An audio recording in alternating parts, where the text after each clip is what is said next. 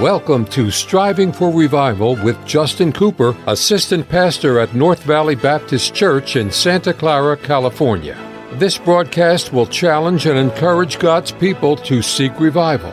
We pray you'll be blessed as you listen to Striving for Revival. Well, welcome to this Tuesday edition of Striving for Revival Live. This is a very important broadcast today, a very pertinent broadcast today, and I'm honored to have our listening audience tuning in. I've been contacted through text and social media and phone calls by many pastors and Christian workers across the country that are making it a point to tune in specifically for this broadcast today. And I'll introduce our very special guest in just a moment. But I just wanted to say, in times like these, we need to put a great emphasis on prayer. There are some things that we feel like we cannot do, but there's something that we can do, and that is pray. Prayer is powerful. Prayer is productive. We have the promise in prayer that God will hear and answer, and not just do menial things, but the Bible says He'll do great and mighty things. Now, today's broadcast will be focusing on the current crisis with this coronavirus, also Christian liberty. We'll be talking on the legal aspect of things in regards to church ministry and government restrictions. And I want to just read to you what the First Amendment says. On December 15th, 1791, the Bill of Rights was finally ratified by the states. This was a declaration of what the federal government could not do, leaving the states free within the controls of their own constitutions.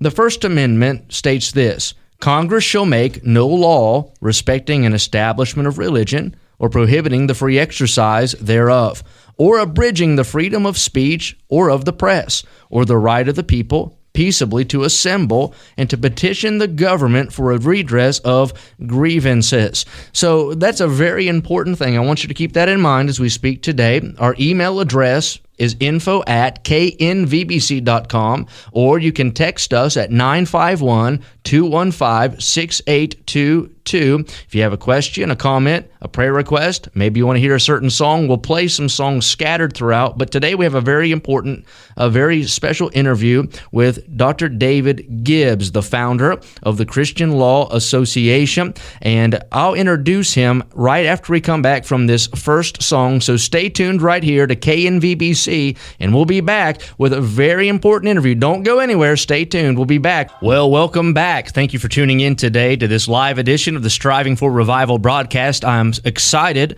to have Brother Moyer running the sound for us today. He'll be connecting us with our special guests. And, of course, Pastor Trieber has joined me today in the radio studio. Today I want to introduce to you a ministry that is very important, especially in days like these.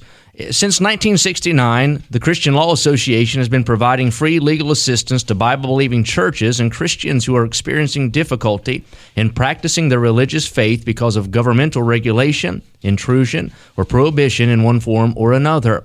CLA receives in excess of 100,000 phone calls annually, and not counting the thousands of pieces of correspondence from those who are in some way facing legal difficulties for doing what the Bible commands. CLA provides free legal services based in part on the generosity of God's people. And I'm sure that those calls and those emails and letters are even increasing in number in the days that we're living through now. Let me give the microphone to Pastor Trieber, and I'll let him introduce our guest for today. Pastor Trieber, why don't you greet the listeners and introduce our guest? And listeners, I am so thankful that you're listening today. We appreciate you so much. I appreciate Brother Cooper as he has his daily broadcast, and every guest that he's had on is very important to me. But this is the first time I've been on the broadcast. I feel like it's his, and I don't want to usurp any authority over that. But today, this is so vital. And you get to hear my friend, Dr. David Gibbs. And Brother Gibbs, you're there, and Jonathan, you're there, two very able lawyers. Brother Gibbs, 41 years ago, next month, you preached for us for the very first time. And you remember that, I think, don't you? We were just talking about it. I do remember it, Pastor. What a treasured memory it is. Yeah, I thank the Lord thank you for all you've done for me personally and for our church and for the cause of Christ.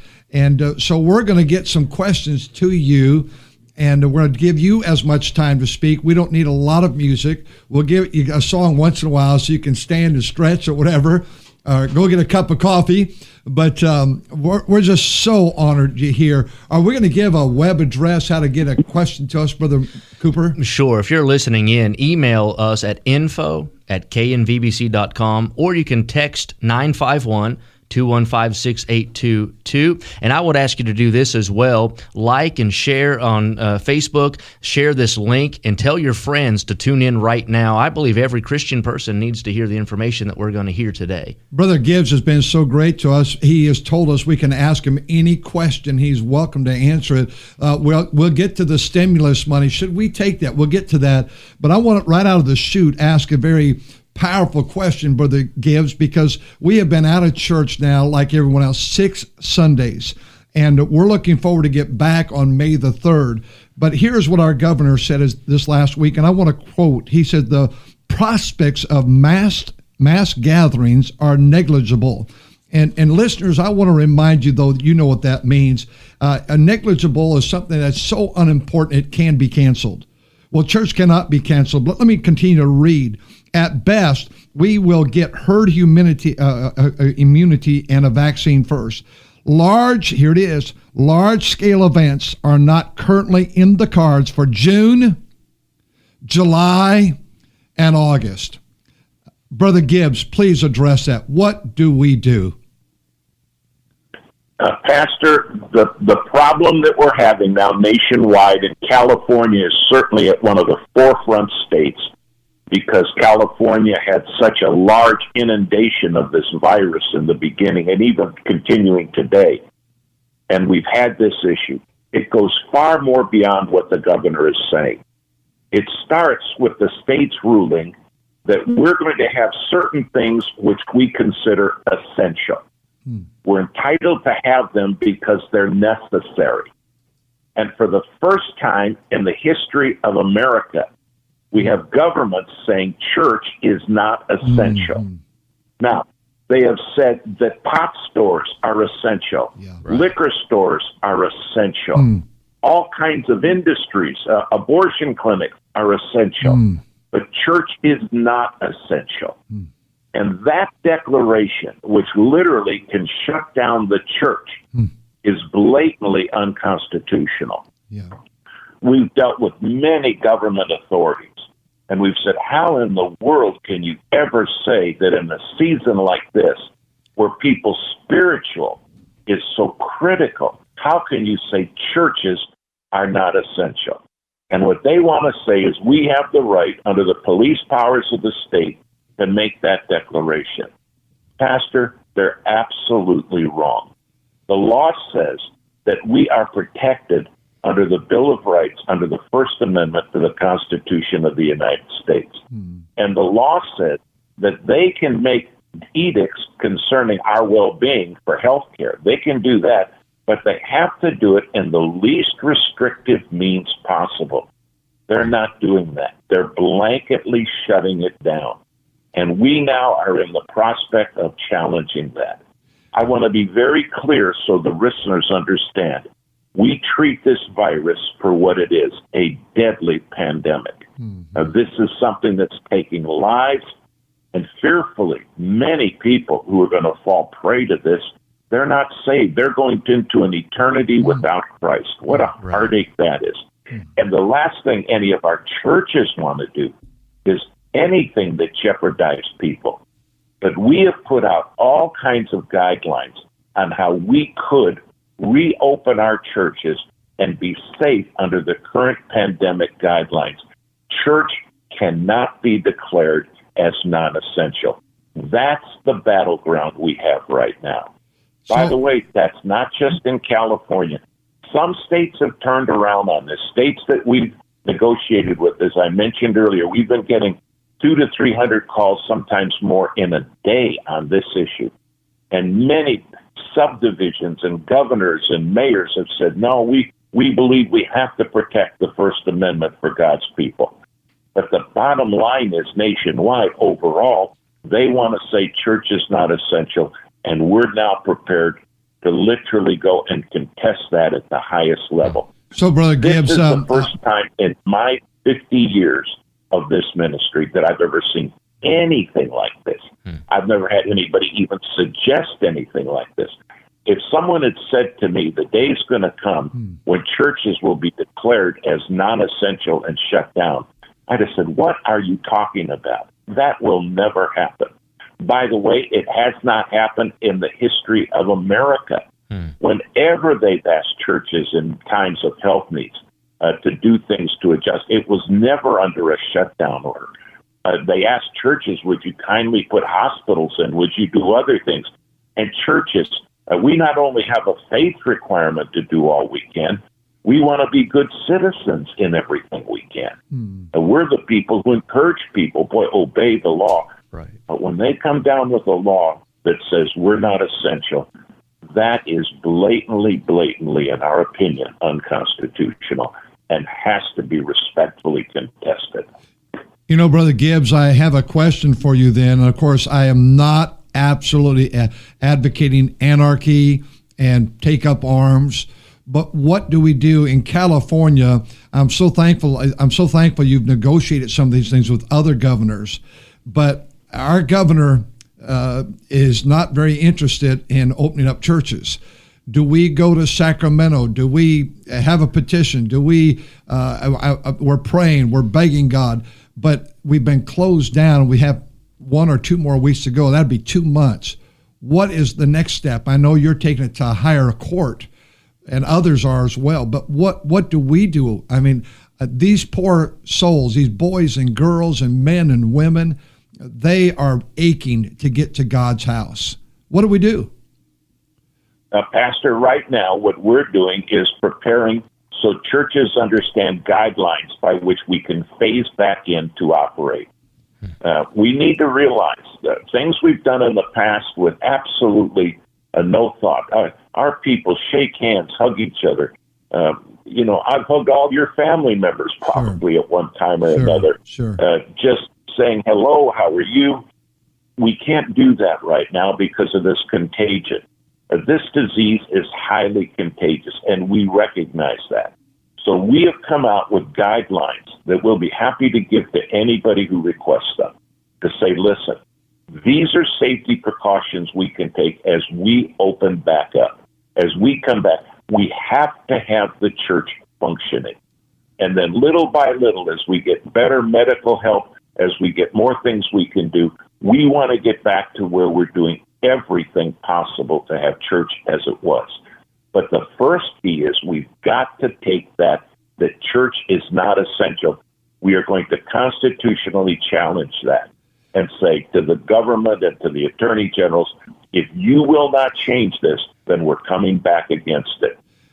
Preacher, every lawyer I've talked with says, no, I agree with you. That's unconstitutional. Even under the police powers of the state, that's an overreach. That's far too broad. I've never had one lawyer contest that with us, including lawyers in California. The bottom line is we're going to take that because now we feel we have the guidelines under which we can step forward and say, you do not have the right to impose this on our churches. Now, so Dr. Gibbs, I'm sorry, we're a little bit delay on, so I'm not trying to interrupt you. I apologize. How long do we wait? So now we're going to be moving toward May, and he's saying May, June, July, August. That's 4 more months. We can't delay that long. It's been March and April. So what are we looking at here? What do we do? Pastor, I would tell you that these legal challenges are going to be in place, and churches are going to have their operational guidelines set. Every church has to decide how do they want to reopen. Bear in mind, some of our churches are large, some are small. Some will find the guidelines that we're suggesting easy to accommodate. Others will find them very difficult. I mean, just sanitizing our facilities is going to be a major undertaking. We're telling people we can't dare bring people in without proper sanitization because we know how contagious this virus is. And we have to protect the people who are there. And so we've got all these guidelines laid out. Every church is going to have to decide individually when to reopen and under what guidelines. Our job is to make sure that they're legally protected to the best of our ability, because we must not allow this to be the heritage that we hand our children. So, and I know our this. forefathers would never have accepted this. I know this is a very strong question. So our governor, let's say, continues to say, no, you cannot have church. What do we do? There comes a point where, under the freedom of religion, where God's people have to obey God rather than man. Now, we do not want to be brought to that point. Right. We're asking the government, please do not put us in this position. And we're going to be taking every step that we can to make sure that God's people don't have to get to that position. But if the government presses this issue all the way down the line, where we're demonstrating we're safer than what you're allowing to be open, and we are essential. Bear in mind, we're not suggesting we should be able to go out there and do anything we please. Mm-hmm. Now, we've had churches contact us and say, we think under the First Amendment we can do anything we want to do. That's not correct, and that's not responsible. That's not scripturally correct. We have a duty to do unto others as we want them to do unto us. If I brought my family into your church, I'd want to know that you're taking steps to protect my family. That's the duty we owe. But the bottom line is the churches are going to have to respectfully open and are going to have to take a stand. We cannot take this declaration, if the governor is saying through the summer, and by the way, they'll extend it beyond that. Oh, yes. Because this pandemic is not going to be over at the end of summer. It will continue. We are putting in place the new religious heritage rules. Never anything like this was handed to us. Our forefathers would never have allowed it. Now, what we have to do is make sure, for the protection of our children, if the Lord tarries, that we have a heritage where they're protected and church is legal. And Dr. Gibbs, this is Brother Cooper. Gavin Newsom, our governor, is doing this based on the California Emergency Services Act, and you might not be familiar, and I don't expect you to. I'm not either. I've had to read up on it, but the law basically gives the governor complete authority over all agencies of the state government if he declares a state of emergency. And the different qualifications would be disaster, epidemic, disease, cyber terrorism, and so forth. And he's using that to limit us from gathering as a church by deeming church as non-essential. I think what kind of bothers us and what concerns us is when we drive the streets to come to church. This is the skeleton crew here, just a handful of us, but there are people that are packing out Home Depot and the parks and even restaurants for carry out, and they're not obeying social distancing, and yet we have a 3,000-seat auditorium and we can't have any more than 10 people in it at a time. I wonder what you think about this. I don't know if you've seen this or not, but there's a push by some saying that May 3rd churches ought to just reopen because it coincides with the National Day of Prayer, the National Week of Prayer, and then they cite that the president deemed churches as part of phase 1 of his plan, which would begin May 1st. What are your thoughts on that? Should we think about that, or should we go state by state? We understand the need for the sanitization and things. We've gone to great lengths here at our church, even with nobody here. We're wiping down doorknobs and doing different things all throughout the day. What are your thoughts on that? Every pastor is going to have to individually decide that. What we're telling churches is whatever we do has to be done prayerfully and with respect. The Bible says, as much as lies within you, live at peace with all men. I know some people say, well, it's just time that we get it on and have a fight. Sure. That's not our heart, and I don't think that should be their heart. Right. We want peaceably to have our churches to give the gospel, to bolster God's people, to disciple God's people. But pastors are going to have to decide. We're going to be fighting to get the legal guidelines set so that churches can do it, because that is absolutely critical. The churches are then going to have to decide under what guidelines can we safely reopen and tell people you can come. I'm telling everyone right now, we're going to have to phase into this. Day one, we won't be able to do everything we were doing the day before all of this came down. Right. But Thank you. to having church. We must get back to protecting the right to have church. Recognize the police powers of the state. They're necessary. But we're not decrying that. What they're saying is three things. Number one, you're not applying these fairly. I was listening to a governor say, well, we have to have liquor stores open. We have to have marijuana stores open because it would disturb people's mental health not to have them. With all due respect, that's insane. Yes, it is. Dr. Gibbs, how do we get these guidelines from you that you've already established, suggestions to us? Anybody who asks for them will be glad to send them to them. They can get them through you, Pastor Trieber. We'll be glad to send a number of them to you, and you can distribute them. And I'm telling everybody, these are suggested guidelines of safety, because we want to demonstrate we're not saying we have the right to do anything we please. We have to do it safe. We have to be very respectful of how deadly this pandemic is.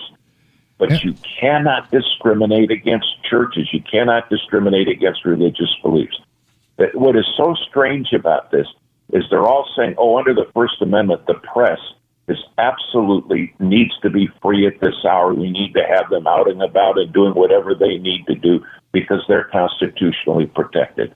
Well, the identical amendment that protects the press addresses freedom of religion. And ours is far broader. So respecting the establishment, they're trying to say we have the right to close it down. That is simply not true constitutionally. And that is what we're contesting. That's a very great. I hope folks are listening and even writing notes. I know Pastor's in here. He's jotting down some notes and things, and I would challenge everybody who's listening to do the same. And Dr. Gibbs, here's what I'd like to do. I'd like to go to a song just for a moment to give us a chance to kind of reset. And when we come back, maybe we'll talk a little bit about the CARES Act and what churches should do in regards to that, and just some advice that you can give ministries on that front. So stay tuned. Again, our email address is info@knvbc.com, or you can text us at 951-215-6822 with a question, a comment, or a song request, and we'll be back. Well, we're back here live on Striving for Revival here at KNVBC Radio, and we're so honored to have you listening today. If you've just now joined us, we've been having a great conversation with Dr. David Gibbs of the Christian Law Association, and I want to give you our contact information right out of the gate just so you can be ready if you have a question or a concern maybe that you want to just send to us. Email is info@knvbc.com. Or you can text us at 951-215-6822. And I want to read you just a little thing from history here, and I think it's probably appropriate for the content that we're covering today. And in his letter to the Danbury Baptist, Thomas Jefferson wrote this: "Believing with you that religion is a matter which lies solely between man and his God, that he owes account to none other for faith or his worship, that the legislative powers of government reach actions only and not opinions, I contemplate with solemn reverence the act of the whole American people, which declared that their legislature should make no law respecting an establishment of religion or prohibiting the free exercise thereof, thus building a wall of separation between church and state." And of course, Baptist people have always been at the forefront of fighting and battling for religious liberty. And I like what Dr. Gibbs has been alluding to. We do it with class. We do it with our testimony intact. We want to do it the right way because we understand it takes a lifetime to get a testimony and a moment to lose it. And we don't want to do that. But we're wondering, when is the point when we just have to get back to church? And Pastor Trieber, why don't I give you the microphone, and maybe you have a question for Dr. Gibbs or a comment that can kind of get us going a direction here for this segment. I just want Dr. Gibbs to reiterate, for example, what he said was so powerful. We just don't reopen as business as usual. I am the man that believes in Sunday school and the bus ministry. We've had 1.5 million children come to church on our buses, but we cannot do that opening day. And bus workers are just so, our bus kids are begging to get back to church. We cannot have children in Sunday school classes. At first, they'll sit with their parents, and there'll be some distant seating. We have to treat this very carefully. So I want Brother Gibbs to really talk about this. So here's a man saying, "Bless God, we're going to do it all." And you can't put people in danger. So we have to have church.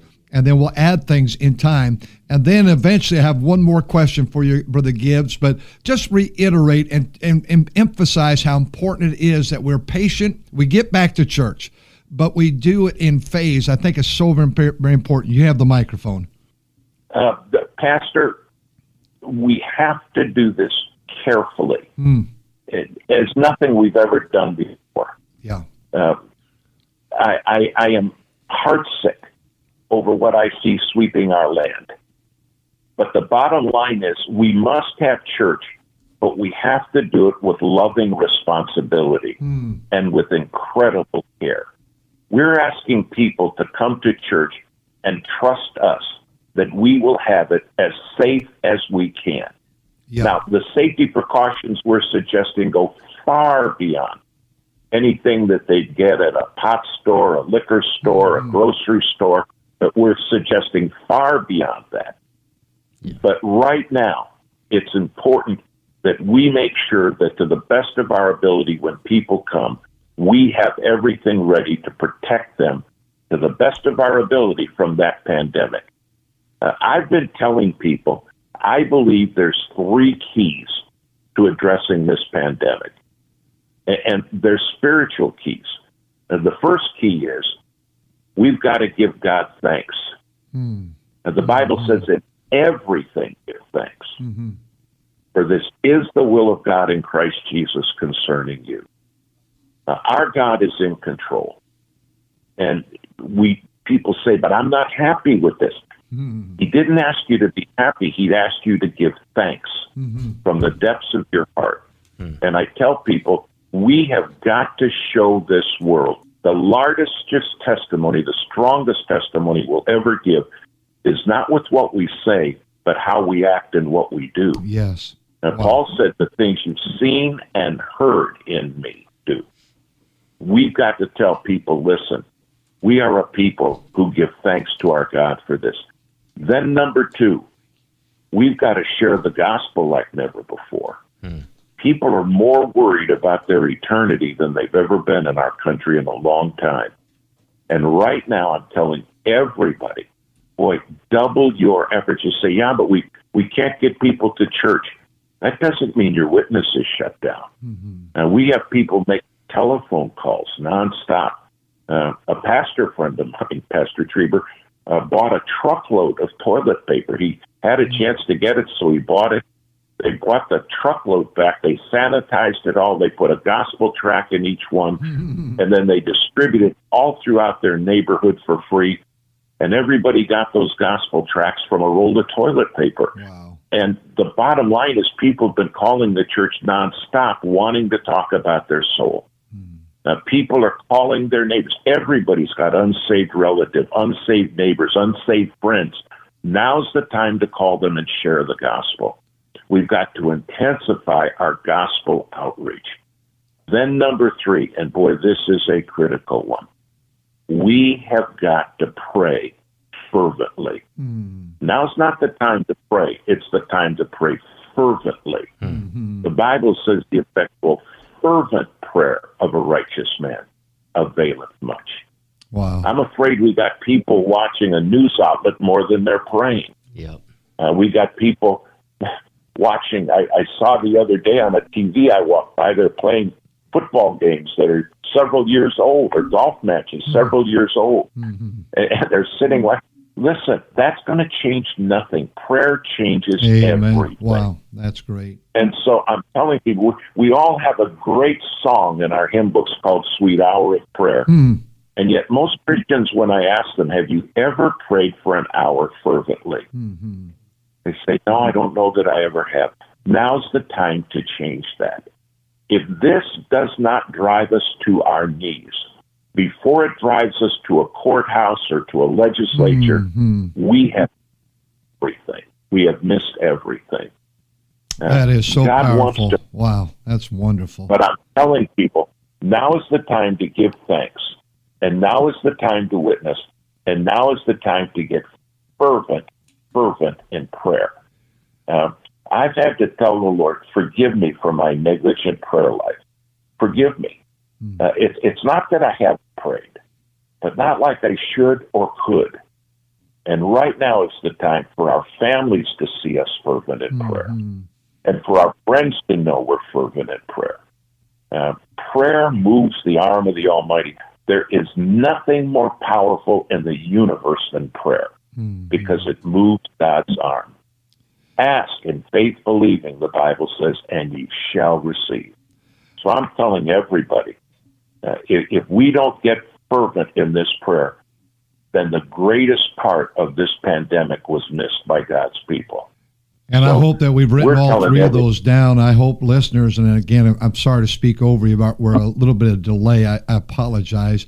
But no, not at all. But I want you to know that listeners, California, Oregon, and Washington, these three governors have made a pact together. They're going to open the same way. And I want to challenge you before we protest or anything. I like what the man of God said. Get on our knees. I know Mrs. Trieber posted something last night, because she has ladies at 9:30 in the morning that pray, and a group of ladies. Well, that's gone out, and several hundred have already responded. Count me in at 9:30 Pacific time. Brother Cooper, you're going to say something there? I wondered if it'd be okay if I asked a question that came in from a pastor who's listening. I've had this question presented a couple of times, and his question is this, Dr. Gibbs.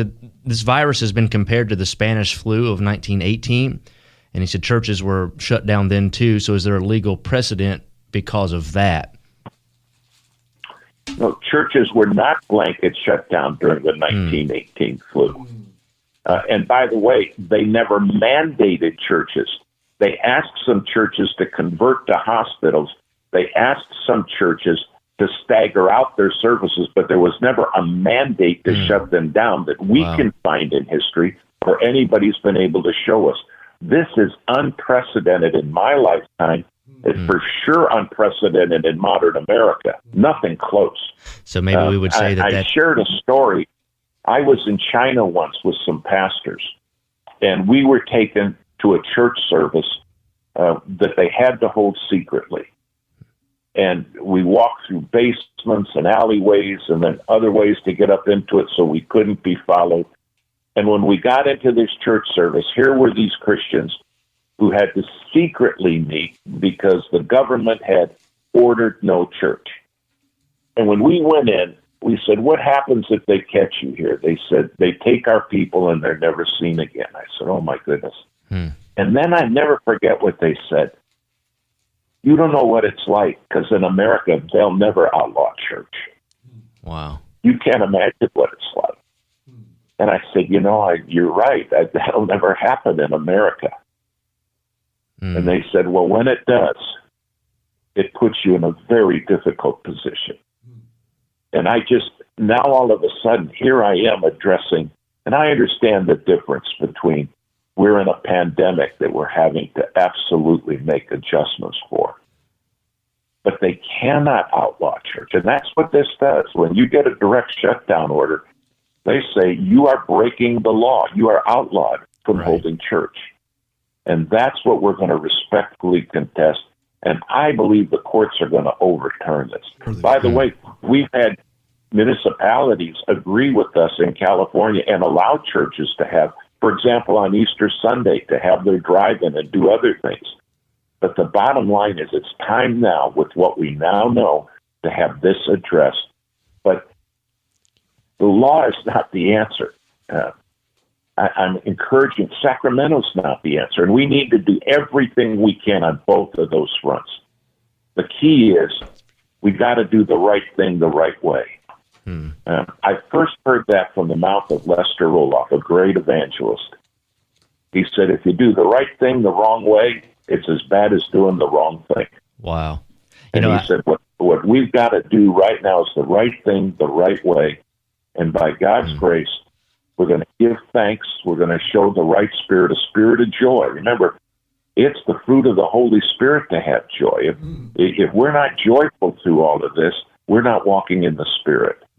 And so we're going to give thanks, and then we're going to absolutely passionately share the gospel every way we can. And then we are going to pray like we've never prayed before. I'm asking parents, have your kids ever heard you fervently pray for an hour or a half hour or 10 minutes? Have they ever heard mom and dad fervent in prayer. You can't hide fervency. Somebody says, well, I'm fervent, it just doesn't show. No. And by the way, it doesn't take words. I remind folks, when Hannah went to the temple to pray for a child, to pray for Samuel, that God would give her a boy, she prayed so fervently they thought she was inebriated. And they chastised her. She never said one word out loud. And she said, I am not drunk. I'm not inebriated, but I'm fervent in prayer. Wow. It is time for us to be the fervent prayer people. It's commanded by God. Commanded by God. Brother Gibbs, may I move over to another subject real quickly? Talk to us, please, if you would, about the stimulus package for churches, money coming from the government for the church. Would you give us your direction on that, please? Yes. All of the stimulus packages have a crying issue behind them. Number one, people need to understand the government does not have this money. And what we're saying, the government is saying to us, we will go out and borrow more money and pile up more debt. And we haven't been able to figure out how to pay the debt we have. Right. And now we're adding to it dramatically. I realize it's a time of crisis and it's a time of financial crisis. But the first thing we need to recognize is when the government says that this is what Bernie Sanders and other incredibly liberal people said all around. The government just needs to be the answer for everything. Yeah. The government can't be the answer for everything. The money at some point is going to have to be repaid. If we give our word, we have to keep our word. Then comes the issue of the government financing churches.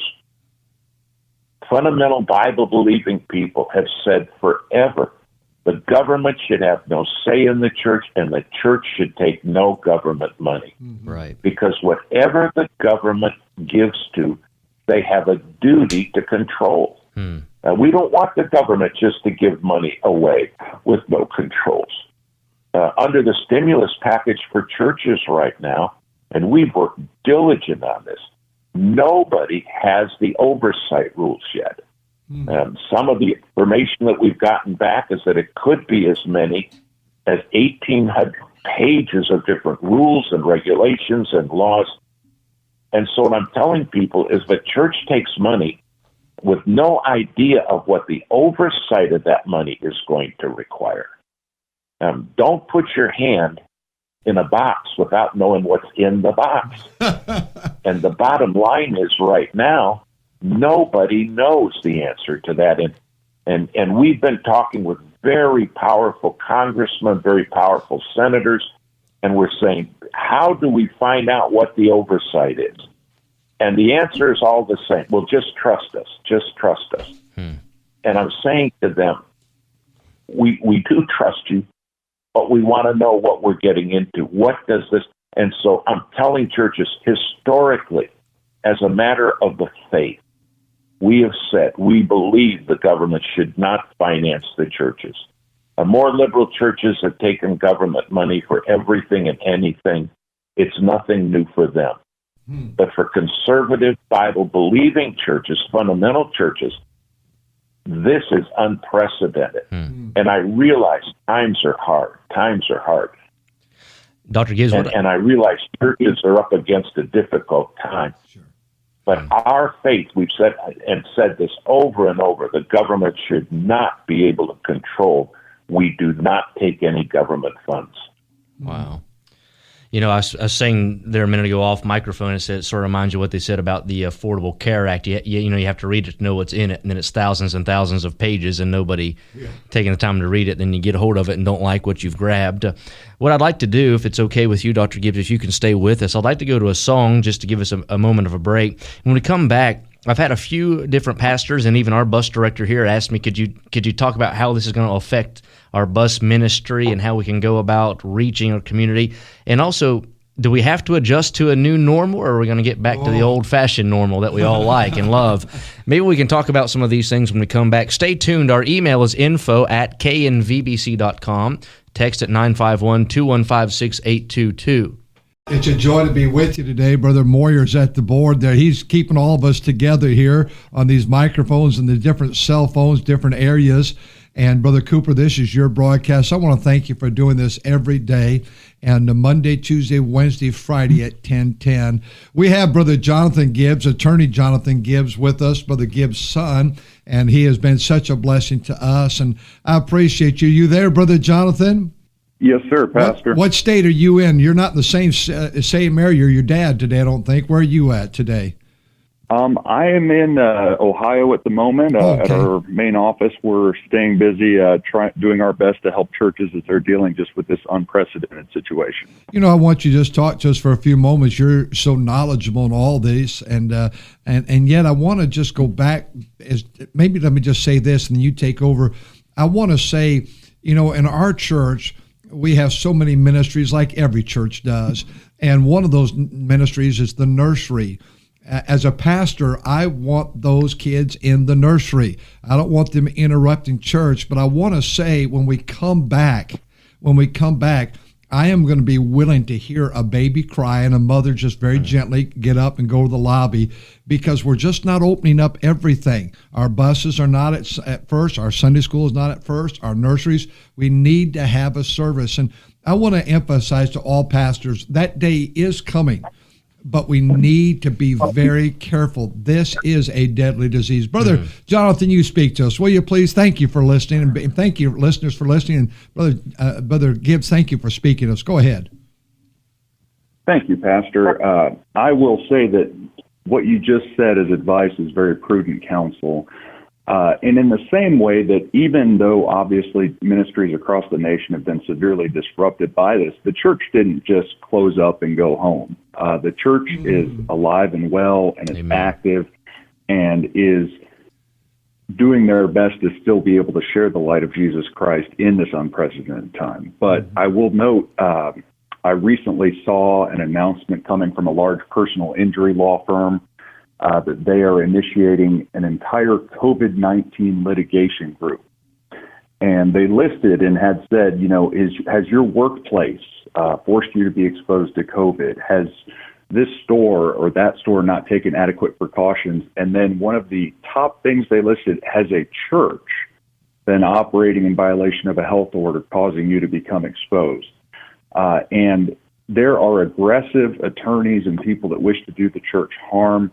So it is just essential, Pastor, that we keep a mindset for our ministries, not just for next week necessarily, but we want the ministry to be operating 5 years from now and 10 years from now and thriving, and not go too quickly into things, which then creates potential catastrophic liability that could endanger the future of the ministry.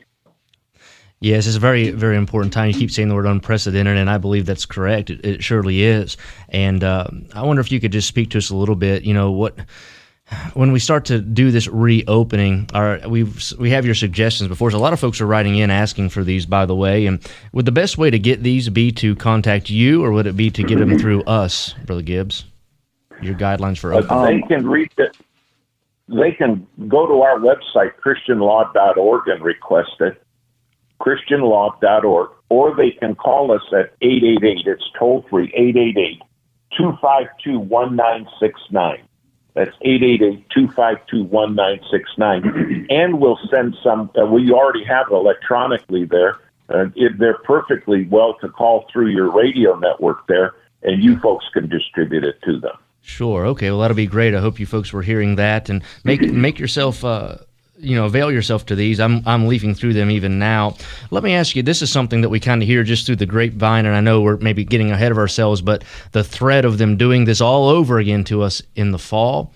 Now, if we do it right this time and we reopen on this time frame in the summer, and this rolls back around in the fall, should our approach be the same? Should we have maybe a better base to work from since we've been through this once again?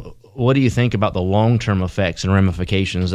Will this be a routine, I guess I'm asking, in the life of whatever ministry I have left? Here's the issue, and I mentioned the term unprecedented, and there's a lot of truth to that. If you go into just about any constitutional issue, let's just say witnessing, for instance, there is Supreme Court case law clearly establishing the right to share your faith with another individual, handing out gospel tracts, going door to door, being on a public sidewalk or in a free speech zone at a university. All of these are clearly laid out. Now, on the flip side, there's also certain restrictions. If someone doesn't want to talk to you and is walking away from you, you can't, chase them down and insist that they talk to you. They'd say, no, that's across the line of what we consider free speech and would be harassment. So for most topics, if you look at it, we say, well, okay, this is the controlling case that will say exactly what level of involvement the government can take or not take about this particular issue. Frankly, we just do not have Supreme Court level guidance that clearly says, in the face of a nationwide pandemic, here is the level of restrictions that the government may or may not impose. Now, they have pulled certain aspects from other litigation, and I'm sure you've heard, if you've seen, in the news, the term compelling interest, meaning, some form of human life or safety, public health, and then the term narrowly tailored and least restrictive mean. And those are from other cases, but it will take time before we have a clear answer from the Supreme Court about where exactly we stand as far as a legal challenge to the restrictions that we're facing. So all that is kind of, to answer your question, we will have something from the high courts prayerfully in the near-term future, which will give us guidance going forward. But until that time, the bigger risk is potential liability if we don't adequately take the necessary steps to protect our people. Now, I guess right now, should we be more encouraged, because of the leadership that we have and the Supreme Court that we have, and maybe for such a time as this, I don't know if we're going to have to battle this. Maybe this is the right time to do it. Are you guys already in the works of getting things there to the highest court in our land? I'm sure they're being inundated with things, but specifically, are you right now working on some things to take to that level? Absolutely. We are working. Go ahead, Jonathan. I'm sorry. Oh, no, I apologize. I was just going to say we are actively involved in numerous cases that are proceeding now. This is something that I've been able to tell many pastors, but the federal court system moves along at the breakneck speed of a slug. It takes time. Yeah. And by the time a court of any authority is going to really speak on this in a way that is permanent or significant for precedent's sake, it will likely be several years. And that court is also going to have the added advantage of knowing how this whole situation played out. Now, prayerfully, and I'm not a medical expert by any means, but, you hear some optimistic things, hoping that maybe the warmer weather will help limit transmission, and maybe people that have had it before will be immune, and that will start to get us some level of herd immunity and things. And prayerfully, those optimistic projections are true and will come to pass. But it's also possible you hear some very pessimistic potential outcomes. And I think it's very likely that the court will eventually look to how this situation played out in determining whether they deem certain actions as being constitutional or unconstitutional. Brother Gibbs and Brother Jonathan, we have questions coming in. I'm going to, myself or Brother Cooper, just going to rip through those real fast if we can, and you can answer as long as you want. Here's a pastor in California saying, what if you have a small auditorium and we cannot give safe distance to everybody? We have a 50-seat building with an attendance to 35 to 40. How do we accomplish this opening? And I think the answer is very easy, but go ahead. I'll let you answer it. They're going to have to hold multiple services, Pastor. Exactly, right. Absolutely. No issue. We have to have safe distancing. And Brother Gibbs, what have they said as safe distancing right now? Is it 6 feet? Is that what they're saying? 6 feet. And we're telling people 5 to 6 feet. But remember, that's in 4 directions. Right. So you got a left, right, front, back. Wow. And so the bottom line is that is by far, and all the Christian doctors we've talked to, all the safe immunologists we've talked to, are all saying the same thing. The bottom line is there has to be a safe distancing, and you'll have to hold multiple services. Are you suggesting that we actually go into our auditorium with, whether it be blue painter's tape or something, and mark off, literally measure this off, so that if law enforcement or somebody would come and inspect, we can say we're doing it exactly by the letter of the law right now? Do you think that would be something churches ought to consider? Yes, and if you read our guidelines, we're suggesting that when people come to a service, they are directed to where they should sit, and then as they're dismissed, make sure that they go out row by row so they're not congregated at the exit door trying to get out. Brother Gibbs, let me ask you this. So families live together, and I've been told, is this true? Families can sit together. I mean, here's a husband and wife. They sleep in the same bed, for example, together. Can they sit together, or do they have to have 6 feet distance? No, emphatically not. They can sit together. See, they can. You said can. You didn't say can't. You said can, right? That's correct. I'm sorry. Can. Okay. Yeah, we want that. And listeners, and Brother Gibbs is saying, we want that, but you have to have this distancing, and it's got to be organized. We've been organizing with our head usher already, how we're going to do this and how we're going to bring people in, and places that are set. We have these stickers that have been made, and they're going to be placed right there, and we have to do that. And then, Brother Gibbs, when the service is over, let's say we open up with a Sunday morning service and then a Sunday night. Would the building have to be re-sanitized Sunday afternoon? Yes. We would recommend that between each service it be sanitized. We would also recommend restrooms be there for emergency use only. And if someone uses a restroom, you immediately re-sanitize it. And they're doing that at our stores. So, ladies and gentlemen, they're not pointing us out and attacking us because we're a church. We just have to do, as a pastor, I would think that you want to be very extremely careful for the love of your people, that they come to church and feel like this place is a safe zone. It's not a dangerous zone. So that's a great question. Here's another one, Brother. And Preacher, let me step back. It's not just that we want to be safe. If we truly love people, we want them to be safe. I mean, understand, businesses want your money. All we want to do is care for you and love you. And that's why this exemplary standard. And I realize this is beyond, but we're dealing with an extremely contagious disease. I wondered if you had read, I'm sure that you've seen it, but in our state, in Mendocino County, the order that was put out just days before Easter, and they were trying to say that you can't have singers in your live stream services. They have to be singing from home. And then also they're hinting at when we come back to church, singers will be wearing face masks and the preacher wearing a face mask.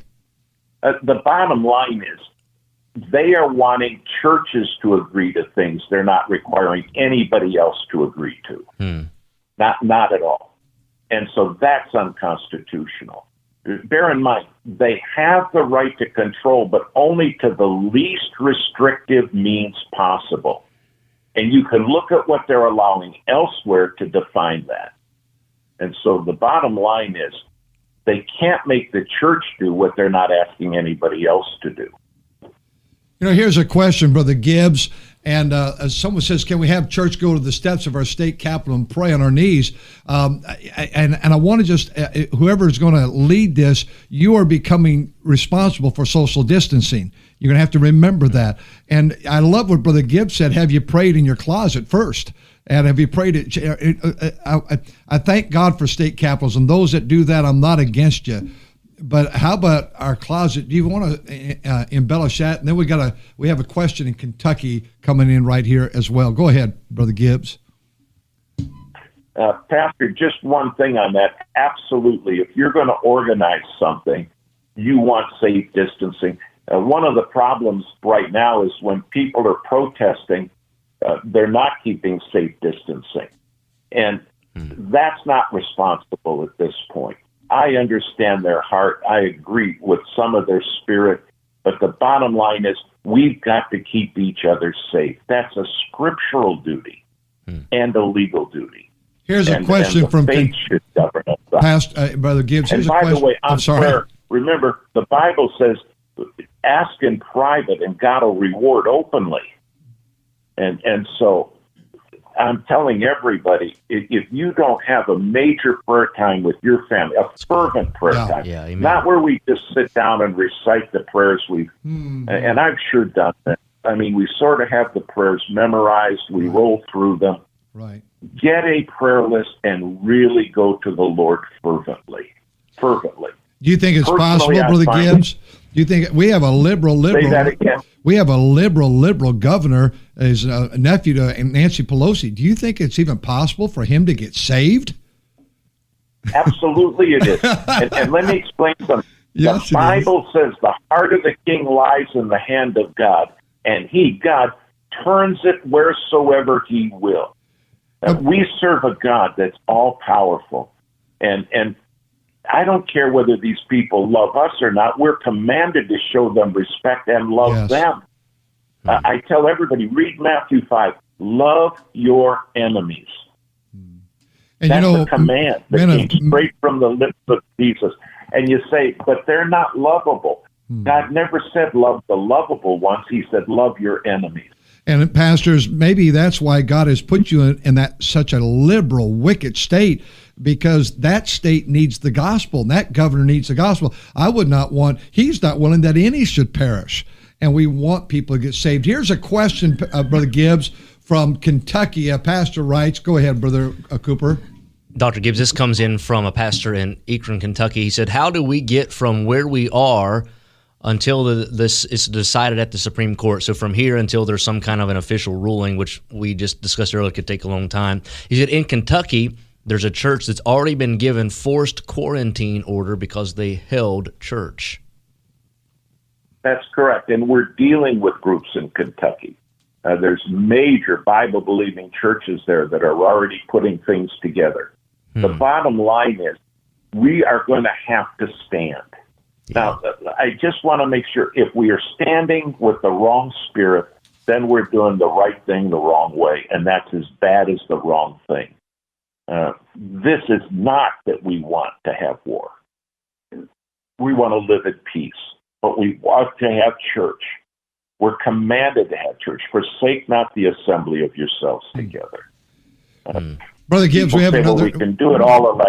People say we can do it all electronically. Praise God for all the electronics. That's not the same as getting together. Right. It's not even close.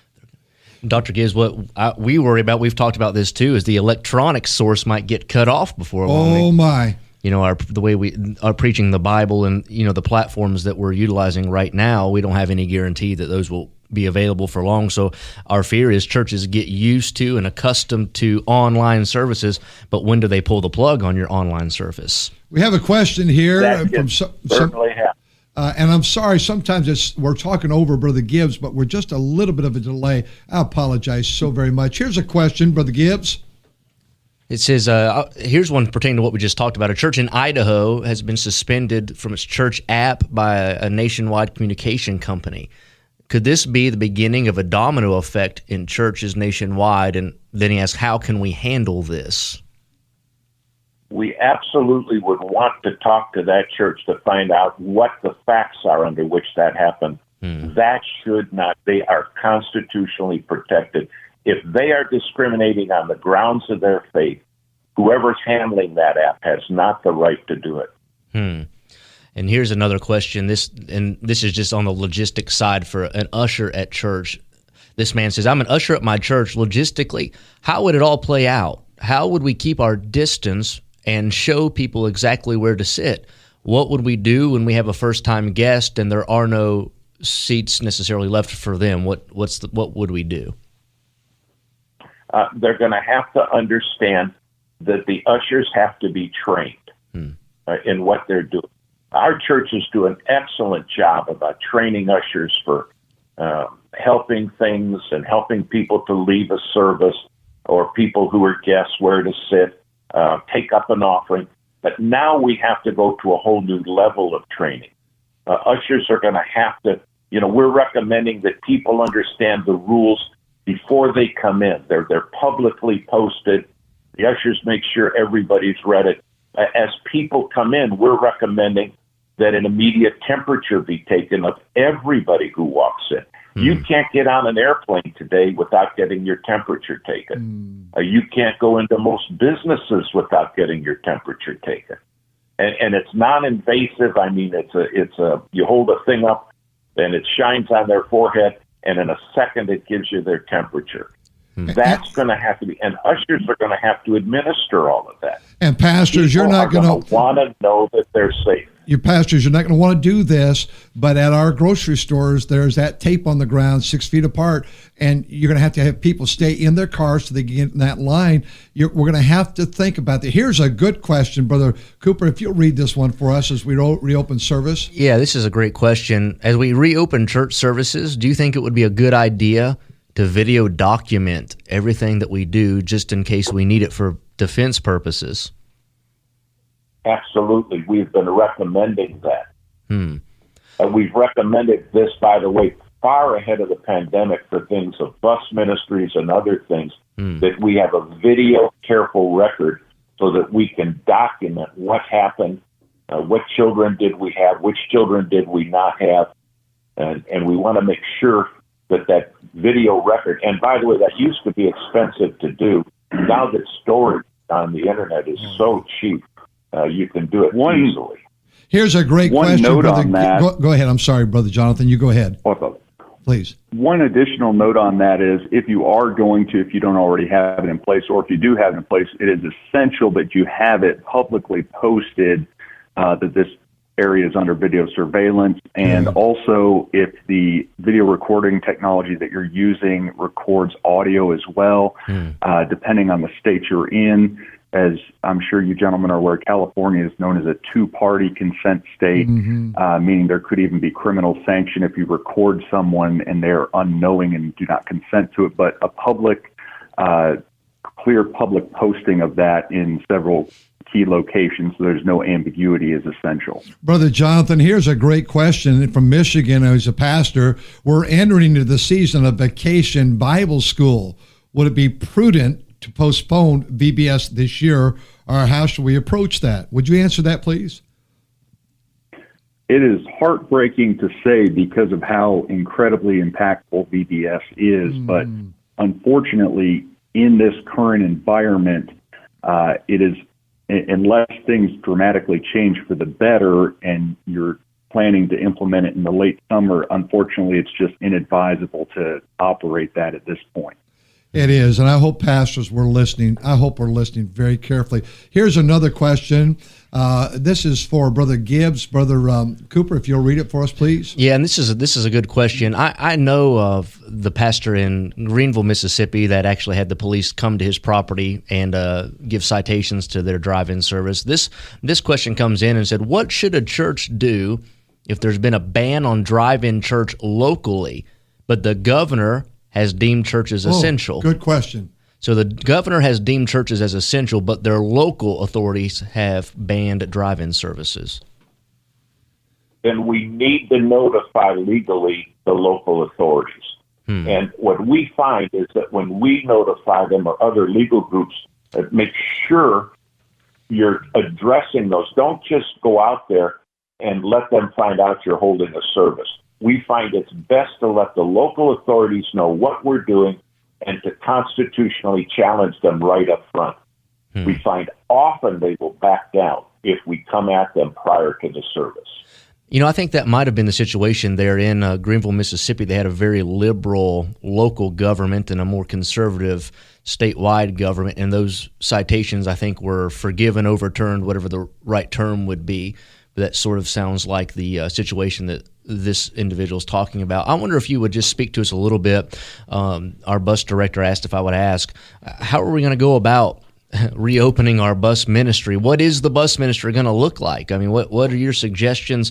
Are there things we can do still to impact our bus church, our bus kids, when we're allowed to open up? Maybe at first we won't be able to run the buses, but are there some suggestions you would have for the bus ministry?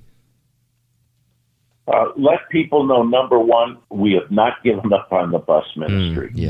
There is not the slightest doubt in my mind we will have vibrant bus ministries again, more important than ever. Yeah. Just because we're not doing it now for safety reasons doesn't mean we can't do it. And then we're going to do it in the future. But I think we're going to exercise precautions. They're going to come out with immediate tests. That is a huge key. A test, the tests you have now can take, if you get the quick ones, it's 3 to 5 minutes. They're coming up with saliva tests where they're saying they'll be able to tell if someone has this in a contagious form within a matter of seconds. We're going to come to the point where everybody coming on the property is going to get tested for safety reasons. Everybody on a bus will get tested. We'll check temperatures. Remember, people can be asymptomatic carriers. That means they have no symptoms. Right. Mm-hmm. But the saliva test would show and the temperature would show. Brother Gibbs, so I know. Going to take the step. I know people know this answer because every church has healthcare workers.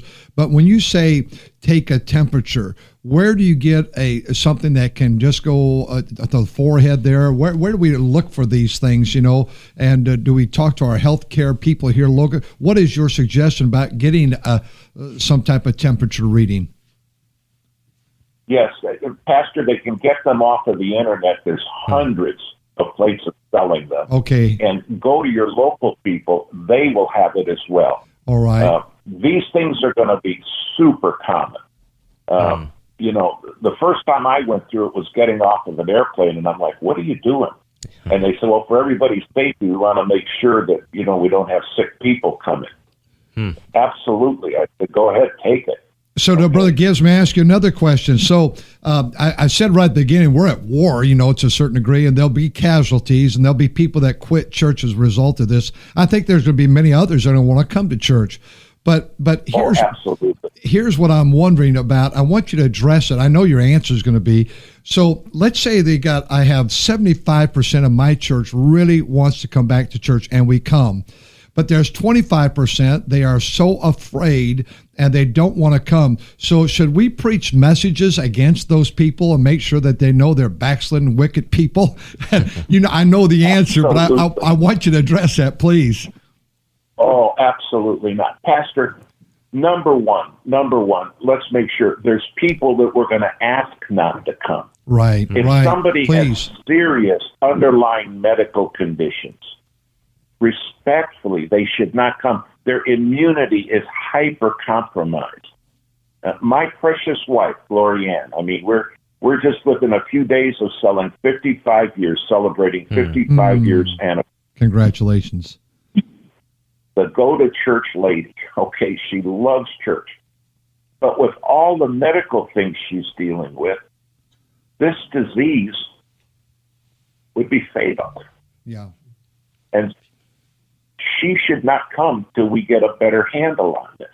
Right. If you are the primary caregiver for somebody who has serious underlying medical conditions, we would respect you not to come because we don't want you to carry it home to them. Mm-hmm. So there'll be people who come for it. If somebody is sick that day, they're caught. I've seen people come to church that were very sick. People should not come sick right now. Right. So there'll be people. If someone is fine and they're healthy and they still don't want to come, these people need to be loved. Yes, they do. They need to be embraced. Can I remind you, the scripture says, let your speech be always with grace. Always with grace. That means our speech has to be a gracious speech. And I don't know what the reason is why someone isn't coming.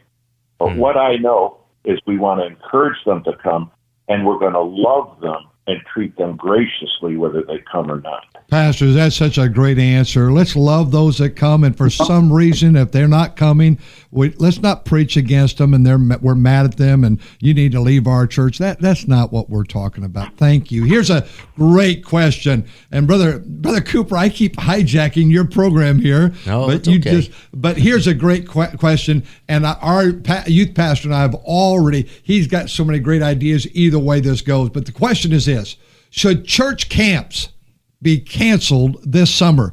Brother Gibbs, either one of you. It sure appears right now, Pastor, with what we know, that we cannot, with reasonable safety, conduct them. Mm-hmm. Now, bear in mind, because we're having kids come in, we're putting them all together, especially overnight. And you know how kids are. They're kids. They're going to hug. They're going to roughhouse. They're going to play. They're young people, and we want them to do that. But right now, what we're telling people is, with what we know at this point, don't cancel, but let people know there's a high probability we may not safely be able to do it. Pastors, I hope we're writing these things down. That is such a good question. Brother Cooper, I'm going to be quiet for a minute. Well, no, I'm enjoying listening to you and hearing the answers, but I thought about this as you were speaking. Would you suggest that churches are going to need to look again at their workers' standards and policies and just the way they do things, and maybe get some things in writing, some official documentation for churches, local churches? Here's how we're going to go forward now with how we do this, that, the other, because of what we've just gone through. It's a great question. Absolutely. And Jonathan should weigh in on this, because they're on the phones just nonstop with these issues. I want to say this. Please understand, we've had church groups apparently infect each other. Choirs and singing groups. I mean, that's where they traced it to. This disease, we say, well, it's never happened. We've had people catch it and die from church groups. And so we have a duty to be careful. Yes. I'll add.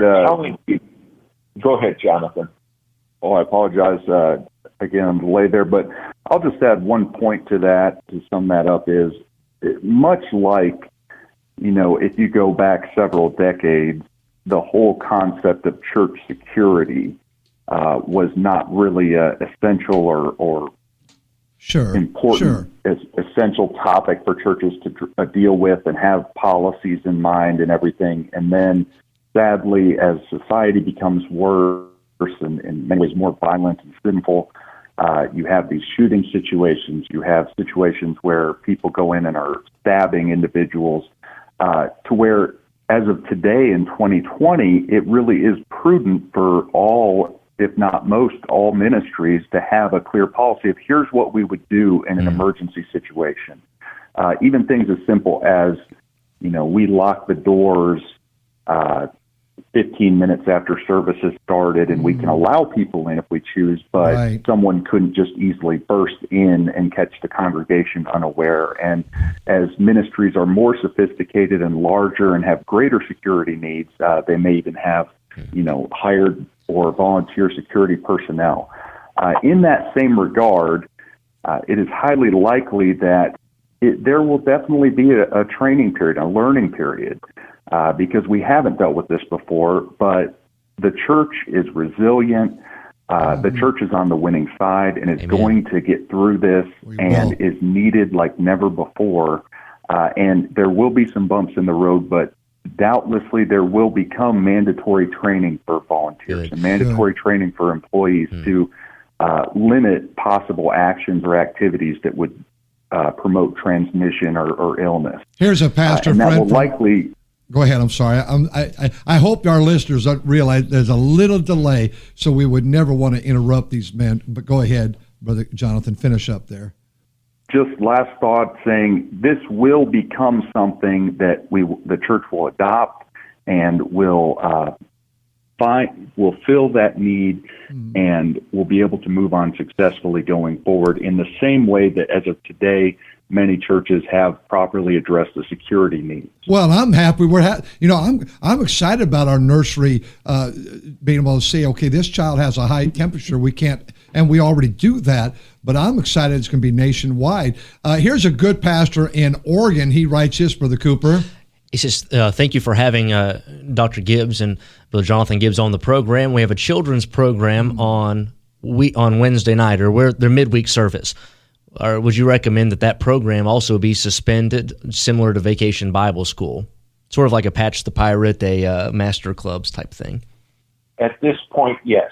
At this point, we're saying all children need to be with the supervising adults in the auditorium.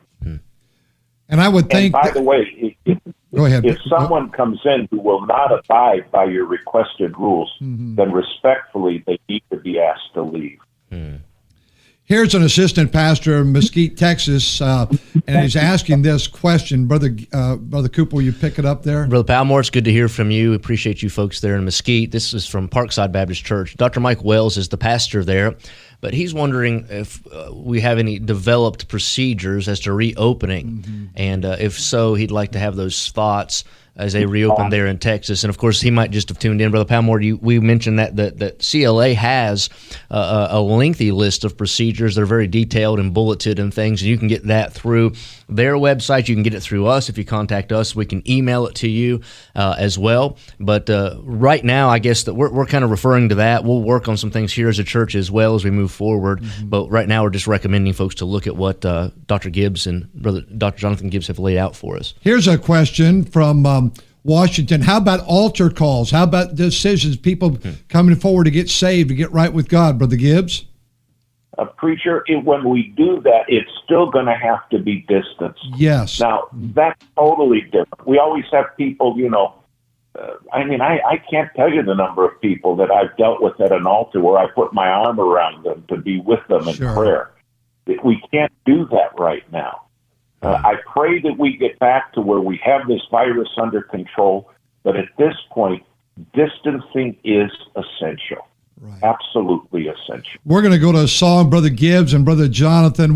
We have 25 minutes left. I'm just amazed. You've given us an hour and a half of your time, and can both of you stay with us about another 20, 25 minutes? Is that possible? Yes, absolutely, Pastor. Yeah, let's go to a song. Give you a moment to get a breath. Both of you have just been outstanding. We're going to try to zip through all the text and email questions you have. Brother Cooper, one more time, tell our listeners how to get in touch with us. A real fast question each of you might have. Right. We do want to really encourage you. Write in. This is your time to get some advice, some information. The email address is info at knvbc.com, or you can text 951-215-6822, and we'll look through these questions and comments and read them on the air, and Dr. Gibbs will field these, and Jonathan Gibbs will field these. So right after this song, we'll be back. Stay tuned to KNVBC. Well, we're back here live on KNVBC. Thank you for tuning in to this live edition of the Striving for Revival broadcast. Pastor Trieber has taken time out of his day to join us, as well as our special guests, Dr. David Gibbs and Jonathan Gibbs, attorneys with CLA, the Christian Law Association. And I hope that you're not just tuning in. I hope that you've caught all of this broadcast. But if you happen to just now be catching this, tune back in Thursday. We will replay the entirety of this interview at 10:10 a.m. here on KNVBC on Thursday. So if you've missed it today, you're just catching it, get the entirety of it on Thursday. And here's a question that came in, and either of you men can field this, whichever one would like to, but Isaac Campbell writes in from Lincoln, Illinois, and he's curious. He says, I'm curious if we're allowed to move forward with weddings and funerals under these same opening guidelines. Good question. And to answer that question, that's a very good one. That is very state specific. And for the most part, as of today, most weddings that in most states would be prohibited briefly. But soon with these reopening guidelines, there would be exceptions. Now, again, most states have some form of an exception for a funeral service, but they're usually capping the number. But it is to answer concisely, it is treated differently under the law, and it would be specific. You could feel free to contact the Christian Law Association if you have any specific question pertaining to your ministry, and would be glad to look into it for you. Okay, and we're going through these questions. Here's a missionary in Puerto Rico. We pick up many people for church in our personal vehicle. Is that something we should not do for the time being? Missionary, thank you for writing. Pastor, that's an excellent question, and the answer is for the time being, no. Yes, thank you. And now, once again, these answers trouble me because this is just for this time being. We want it where absolutely. I cannot tell you the number of people that my family has taken church in our vehicle or van. And we encourage people to bring folks with you. We're going to be back to every bit of that. But as we begin to reopen and start to get the church going here again, we want to exercise extreme care to demonstrate that we're doing it safe. And you can't do that with social distancing under these platforms. And Brother Gibbs, I'm sure I'm setting you up because I want you to answer this. But we're going to open up when we open up. We're going to have Sunday morning, Sunday night. But as a pastor, if I feel a little bit uncomfortable after Sunday morning service, I'm going to ask our people to stay home and go back online until we can get our ducks in order. Now, I think we'll have them all in order. I'm not planning on doing that, church family. But would you emphasize the importance of a pastor doing what is right for the safety of God's people? I know you've been doing that, but I just want this again for the newcomers who are listening to us right now. I cannot overstress that, preacher. If somehow you are having breaches of your safety protocols, immediately stop. You have a duty to keep the people safe. And you must, and I'm warning people, that if your auditorium, for example, can hold 300, and I'm picking that as an arbitrary number, well, if you can't control 20 people, you sure can't control 200 under safe distancing. Right. Make sure you can control the number you have, and make sure your people are trained to control. Bear in mind, ushers and people that are there for safety reasons, your cleaners, your sanitizers, they've never had to do all of this way before. Right.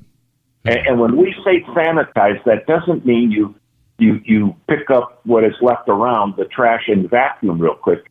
It means you've got a major job on your hands. If you can clean your auditorium in an hour and a half vacuuming it, it will probably take you 5 or 6 hours to sanitize it. And make sure you have the equipment. We're strongly encouraging churches to get electrostatic sanitizers. That is, the sanitization goes out and it has a charge on it, and it's not sticky, but because of the electrical charge, it will stick and adhere to what you put it on. Say it one more time, Brother Gibbs. Say it one more time, please. It's called an electrostatic sanitizer, and many companies make them. There's no one brand. And then a lot of things have to be sprayed down. You're watching, they're occasionally showing airlines going down the aisles with electrostatic sanitizers, putting it on seats and on the vents where your hands touch and where the light switches are, and all the seat separations for your armrests and everything, and on the floor. We've got to clean to demonstrate that to the best of our ability, we have sanitized it against this dread disease. We're going to go through many questions quickly, Brother Gibbs. We're running out of time for you, but there's so many that are still coming in, and we're going to zip through them from your country there, your part of the country, from Ohio. Would you plan on having a youth rally in July of this year or cancel? What do you think? I would right now tell people we're still scheduling it, but it appears we may not be able to do it. It appears. Good. Yeah, I would make it subject. If we can't get this better under control, then yes, cancel it. Here's another question. And by the way, the probability right now, if it had to be called today, I would say you need to postpone it for a year. I think so. And you know what? Pastors and parents, we're all brokenhearted. Go ahead, Jonathan. Is that you talking there? You're breaking up. No. Okay, I'm sorry. We're all brokenhearted, but we've got to do the Sunday morning, Sunday night, and hopefully Wednesday night thing first. And let's get that under order, and then add this little piece. And we're going to get back to normal. Brother Jonathan, I love that you said that. We'll get back to normal. There will be a normal. There will be all these good things in the future, but we're just going to have to take it. Here's a good question. Let me get this question by Pastor Feemister. It's good to hear from you. Great church there in New Hampshire. And this question was also asked just right behind it, almost came in immediately. So this is on people's minds and hearts. What do you recommend regarding soul-winning ministries with the stay-at-home orders? Can we go ahead and put door hangers on doors? Should we not do anything? How long do we wait before we get back to canvassing our community in whatever way we can? We want to find out, number one, what the local ordinances say. And if they want to call us at CLA, or most of the time you can call your own local authorities, although we find they overstate them often in the extreme. But you can, in most communities, make sure what you put on a door is sanitized, and it says it's sanitized. If somebody put something on our door, we wouldn't take it at our house. Right. Because I don't know which hands have handled it. Sure. I guess that would open up a whole other... You got to let people know this was called up. And I want to encourage people. I'll never forget the pastor there from Tacoma, Washington, Brother Smith, his mother, when she was dying in Florida, very, very sick, ill, only had a very short time to live. She asked her family, could you just get me the cheapest local telephone? It was like $4 or $5 a month for a landline, and get me a phone book. I'll just call people. And she would just call people blind out of the phone book and say, you don't know me. I picked your name at random. I'm about to pass away and step into eternity, and I just wanted to talk to you about your soul. Wow. That dear lady led hundreds of people to Christ. Wow. Because she reached out. I'm telling everybody, don't let the fact you can't knock a door stop you from reaching out. There's all kinds of people got their names on everything and anything electronically. Reach out with the gospel. Why would we want to read what most people write about irrelevant things in their life when you could put the gospel on their site? Yeah. You know, here's a great question, Brother Gibbs, and I'm, again, sorry for over-talking you. I just don't know I'm doing that until after I hear it, the delay here. But what about passing the offering plate? You're not going to be able to pass it because the problem is it goes from your safe cell to another cell. Yeah. Okay? And so, yes, we're going to do some things differently.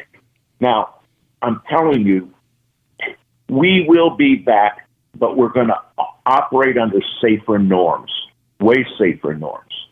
Do you think it'd be many wise? churches right now I'm sorry. Are saying, Brother Gibbs, when we come in, will the people be wearing, gloves, rubber gloves? I think yes. I mean, the bottom line is we're going to have to demonstrate to people that we're taking high precaution to protect them and their children. I want you to embellish this, Brother Gibbs. I'm so excited because this church, our church, you've been here so many times, when there is a difficulty and when we're not allowed to run our buses because they were getting older, we had to go just buy $1.5 million worth of buses. Our people they've risen to every occasion. Pastors, I would get off the broadcast in a few minutes and just go to your office and begin to write. And you're going to find this is exciting. If you're excited about getting your place clean and sanitized and ready and organized, your people are going to buy into it. God's people are the best. Brother Gibbs, word about that, please. Pastor, they are of God commanded to follow the shepherd, and the pastor is the shepherd. But you're exactly right. I don't find that people have a prayer life that goes beyond their shepherd's life. They're not going to have excitement beyond the shepherd's excitement. But they will follow the shepherd because that's the role God has given you. And so I tell every pastor, now is the moment as never before to not let people just hear your message, but see your message. They need to see we're excited because we know our God is in control, and we know that this is an hour. We grieve for people dying from this dread disease. Oh, my soul, especially if they're not saved. You imagine stepping into an eternity without Christ. But the bottom line is, now is the moment for God's men to truly get excited about what God is doing and to get ready for us to get back to reaching our nation as never before. That's great. Dr. Gibbs, we have just about 10 minutes left of our scheduled broadcast, so I'll ask you this maybe final question and let you have some closing comments if you'd like, and just to address our listeners. But somebody writes in and says this: I'm all for taking necessary precautions. Our church moved pews, practiced social distancing, stopped handshaking and the passing of offering plates, also provided hand sanitizers throughout the church building before we were told to go strictly online. In our town, the golf course and a pawn shop reopened the other day, and a liquor store called the Beer Cave never closed. At the same time, major retail stores in our town are not practicing some of the things that you've recommended, like taking temperatures. With that being said, do you feel like there's been a double standard as far as the restrictions are concerned? I guess he's referring to those businesses and the local church. Absolutely. Absolutely. An illegal, unconstitutional double standard. Wow. That grieves my heart. Be in prayer. We have asked our president at one of his conferences, and he's got so many news conferences, I can't keep up with them all. We have people watching stuff just to get us the cue parts on it that we need to hear. The bottom line is the president needs to come out and say churches are essential and be treated as essential statewide. Pray that our president will take that strong stand. He's done many wonderful things to uphold religious freedom. I'm praying that he would take this stand and say churches are essential, no question about it. And what this listener wrote in with on that double standard, that grieves my heart. That is so blatantly illegal and unconstitutional. That's a grief to heart. Question here that's asked, should we not plan on opening Sunday a.m. and p.m. and Wednesday? What's your suggestion?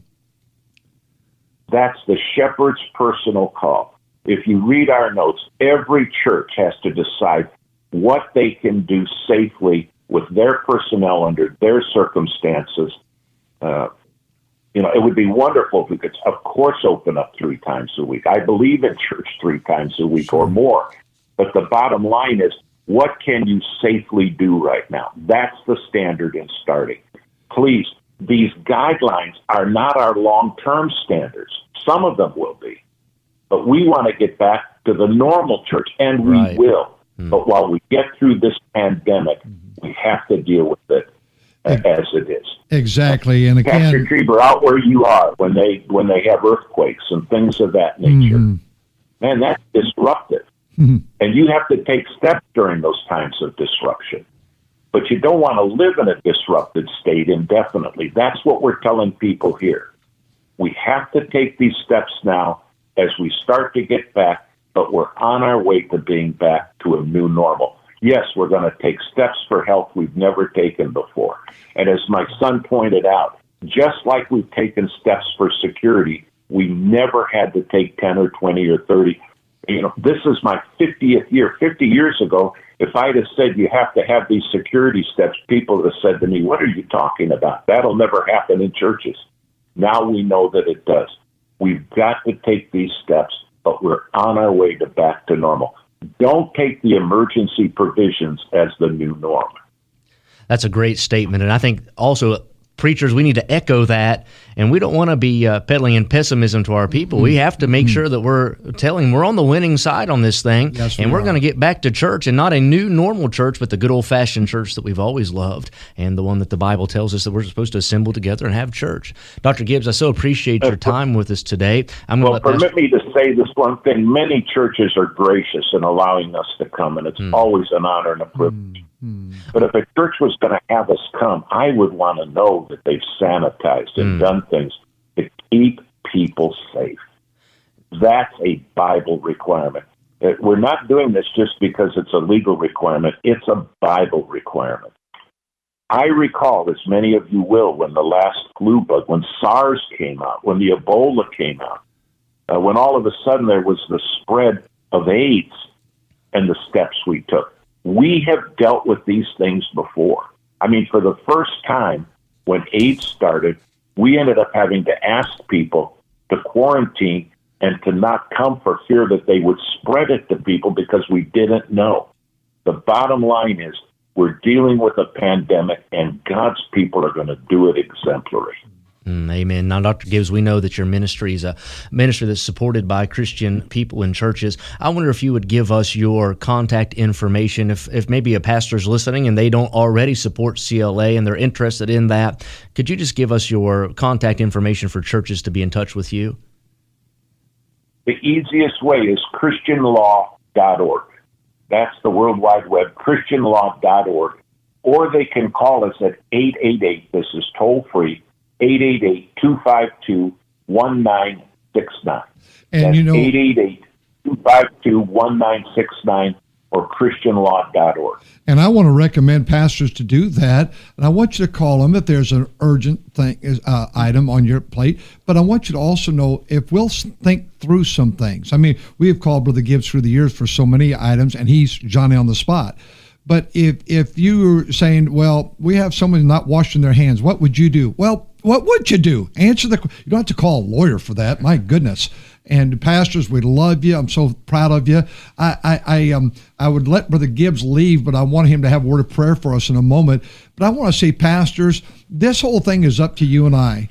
How much we're going to obey and how much we're going to make it safe for our people and how much we're going to love doing all this.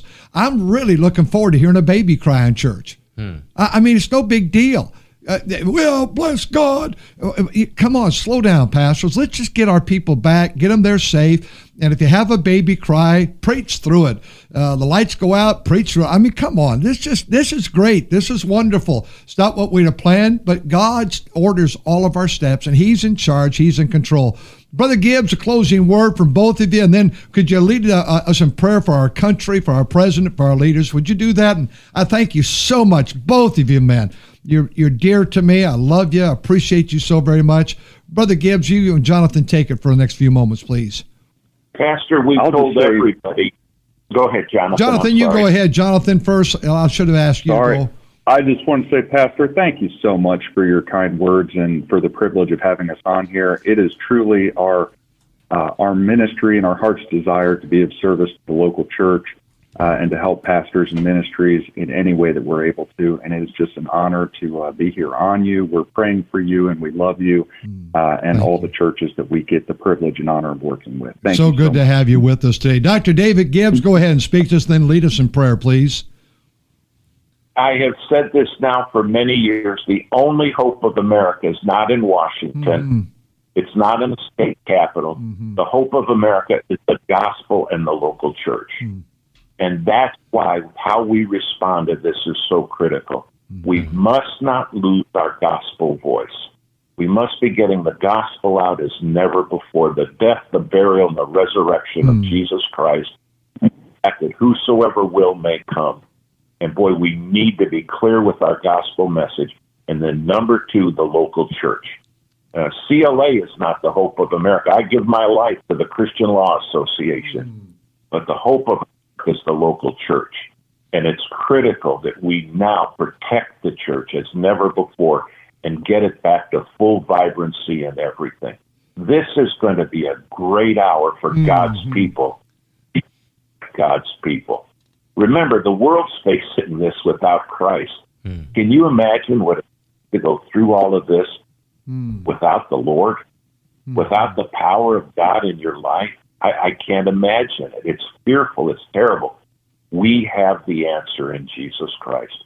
So this is the time for us to shine bright, to give thanks, to be fervent in our witness, and above everything, to really get our prayer for what it always ought to have been.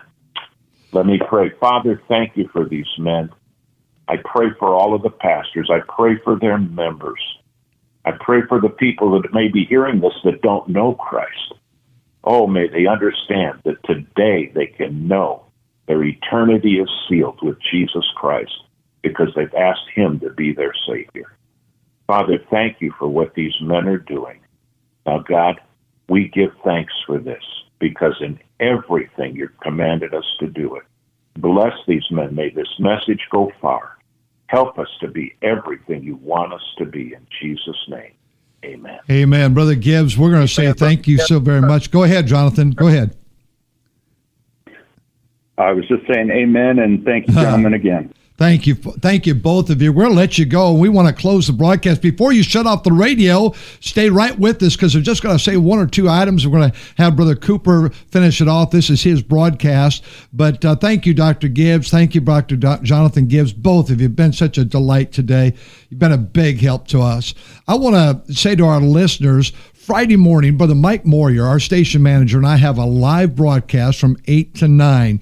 And we are dedicating this program, of course, this Friday. We're going to be speaking about reopening the church, and particularly to pastors. And I want you to pay careful attention. If you'd like to listen, of course, members would love to have you. 8 o'clock to 9 o'clock live, knvbc.com radio.